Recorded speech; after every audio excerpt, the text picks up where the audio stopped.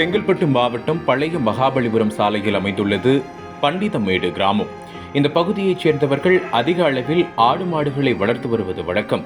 அந்த வகையில் கடந்த 27ஆம் தேதி காலை நேரத்தில் பண்டிதமேடு பகுதியைச் சேர்ந்த சில பெண்கள் தங்கள் மாடுகளை மேய்ப்பதற்காக சாலைக்கு அந்த பக்கம் ஓட்டி சென்றனர். மதியம் வரை மாடுகளை மேய்த்துக் கொண்டிருந்த அந்த பெண்கள் அதன் பிறகு தங்கள் வீடுகளுக்கு செல்வதற்காக சாலையை கடந்து கொண்டிருந்தார்கள். அப்போது அந்த வழியாக சென்னையில் இருந்து பாண்டிச்சேரி நோக்கி சென்று கொண்டிருந்த சில்வர் நிற ஸ்கோடா கார் ஒன்று சுமார் 100 120 கிலோமீட்டர் வேகத்தில் தாறுமாறாக வந்துள்ளது.